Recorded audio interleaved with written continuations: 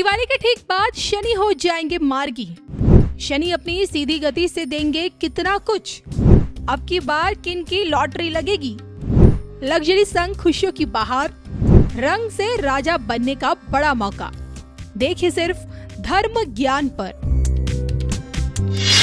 नमस्कार, मैं हूं आपके साथ कविता राणा और आज हमारे समक्ष मौजूद हैं आचार्य राकेश चतुर्वेदी जी। सर, सबसे पहले तो आपका स्वागत है। सादर वंदन कविता जी, सादर वंदन। हर हर महादेव शिव शंभू आप सभी दर्शकों को।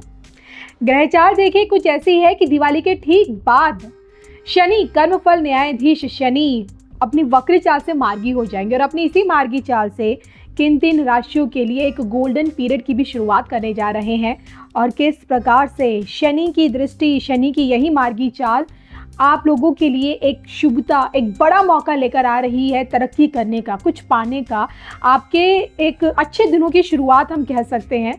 तो आइए सबसे पहले शनि का हमेशा से राशि परिवर्तन हो या फिर उनका मार्गी से वक्री होना या वक्री से मार्गी चाल हमेशा से कुछ बड़ा ही लेकर आता है।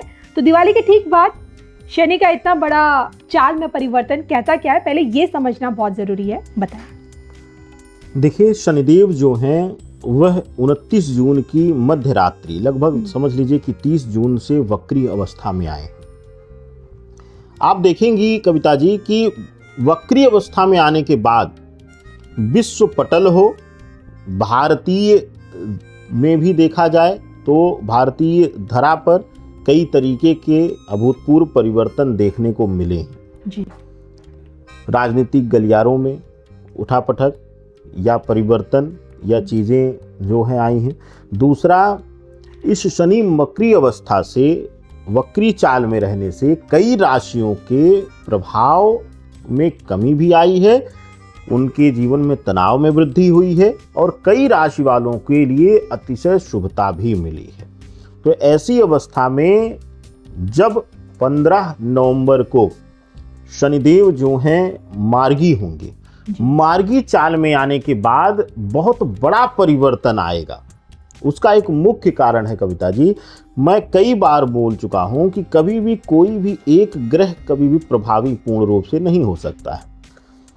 शनिदेव का इस बार प्रभाव वृद्धि इसलिए हो जाएगी कि अगर आप देखेंगी कि 2024 वर्ष के अंत में या फिर 2025 के प्रारंभ वर्ष तक जी बहुत से ग्रहीय संतुलन जो हैं बिगड़े हुए। मंगल नीच की राशि में महानीच का होकर के बैठे रहेंगे कर्क में। गुरु बृहस्पति वक्री अवस्था में रहेंगे। शुभ ग्रह जब वक्री अवस्था में आता है तो कई जगहों पर विपरीत फल देता है, यह आप भी जानती हैं ज्योतिष सिद्धांत को।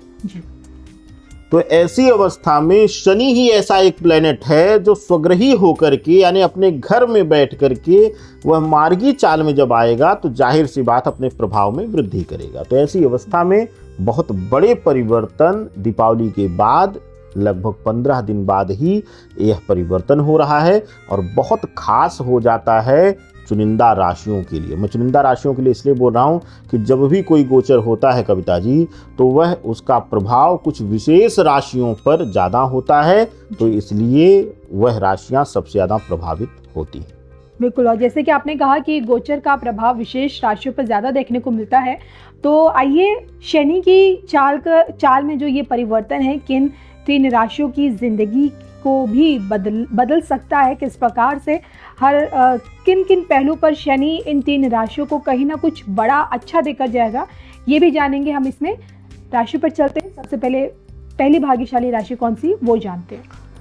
देखिए, सबसे भाग्यशाली राशि जो है वह मेष राशि आ रही है इस बार और राशि चक्र की पहली राशि है। मेष राशि की बात हम इसलिए कर रहे हैं कविता जी क्योंकि मार्च 2025 में 7.5 के प्रभाव में आ जाएगी यह राशि। 7.5 के प्रभाव में आने से आपको पता है कि प्रथम चरण जो है, अब मैं यहाँ पे बहुत विस्तृत नहीं बोलूंगा लेकिन बस सूक्ष्म तरीके से मैं बता रहा हूं कि आप जानते हैं कि पहला चरण जो 7.5 का होता है या तो बुरी तरह गिरा देगा या तो आश्चर्यचकित करके उठा देगा, टॉप पर बिठा देगा। तो उस क्रिया से पहले, उस गोचर से पहले वक्री अवस्था में अगर जून से देखेंगे मेष राशि वालों के लिए सबसे बड़ी दिक्कत आई है उनके खुद की शारीरिक पीड़ा, मानसिक पीड़ा। तो इन दोनों चीजों से, दूसरा वैवाहिक जीवन में पीड़ा, जी, चोट लगना, दुर्घटना होना, स्वास्थ्य की परेशानी, यह सभी चीजें, क्योंकि पाप दृष्टि आप ही की राशि पर है शनि की वक्री अवस्था में, तो आप देखेंगे जैसे ही ये मार्गी होंगे, मेष राशि वालों के लिए एक सूक्ष्म समय के लिए, छोटे समय के लिए इनके लिए एक गोल्डन टाइम आएगा, यानी कि पीड़ा से मुक्ति का समय आएगा। इनको बहुत सारी पीड़ाओं से मुक्ति दिलाएंगे। इसी कड़ी में दूसरी राशि जिसके गोल्डन पीरियड या अच्छे दिनों की शुरुआत अब शनि करवाएंगे। देखिए, दूसरी राशि जो है वह खास करके यहाँ पर स्थान आता है कर्क राशि का।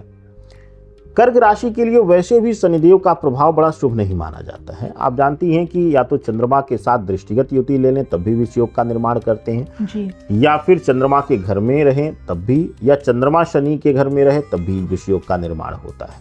तो ऐसी अवस्था में कर्क राशि वालों के लिए मानसिक पीड़ा, आत्मविश्वास में जो कमी दिए थे, आत्मबल में जो कमी दे दिए थे, और आपके लिए हर जगह, चाहे पर्सनल हो प्रोफेशनल हो, वहाँ पर अगर मानसिक रूप से आपको परेशान किया जा रहा था, तो अब सूक्ष्म समय के लिए यह जो मार्गी चाल है शनि की, यह आपको मुक्ति दिलाती हुई नजर आ रही है और आपके जीवन में शुभता लाएगी। चलिए, अब तक तो चतुर्वेदी जी ने 2 राशियों का जिक्र किया, जिसमें से एक राशि उन्होंने मेष को बताया और दूसरी राशि कर्क। और इसी कड़ी में अब की बात शनि के मार्गी होने से तीसरी राशि वो कौन सी है जिनके लिए कह सकते हैं कि खुशियां ही खुशियां हैं। देखिए, तीसरी राशि जो है शनि की खुद की राशि, यानी कि मकर राशि है। मकर राशि वालों को आप तो कविता जी कई ज्योतिषियों के साथ मंच साझा करती हैं। मुझे लगता है कि लगभग हर किसी ने यही कहा होगा कि मकर राशि पिछले 2-2.5 वर्षों में बहुत तबाह रही, बहुत ज्यादा परेशान, देखिए परेशान रही है, चाहे वह व्यक्तिगत हो, चाहे वह उनके प्रोफेशनल जीवन में हो, व्यापारिक जीवन में, हर तरीके से उनको कुछ ना कुछ तनाव मिला है। एक चीज में अच्छा किए हैं तो दूसरे में उनको परेशान कर गए। कहने का अभिप्राय है कि मकर राशि वालों के लिए मानसिक शांति नहीं मिली है। ऐसी अवस्था में मार्गी चाल में आने के बाद, मार्गी अवस्था में आने के बाद, हालांकि इनको 7.5 से भी अब मुक्ति मिलने जा रही है मार्च में, लेकिन 7.5 से मुक्ति से पहले ही वह संकेत दे देंगे मुक्ति का इसी मार्गी चाल में, यानी कि आपके काम बनने शुरू हो जाएंगे। कंस्ट्रक्शन वर्क है तो नए कॉन्ट्रैक्ट इत्यादि मिलने शुरू हो जाएंगे।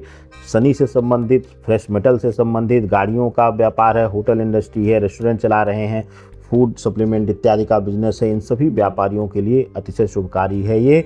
और मकर राशि वालों के लिए शनि की मार्गी चाल जो है 15 नवंबर से, वह अत्यंत शुभकारी प्रभाव देने वाली है। बिल्कुल। तो इसी के साथ मुझे और चतुर्वेदी जी को दोनों को इजाजत भी दीजिए। नमस्कार।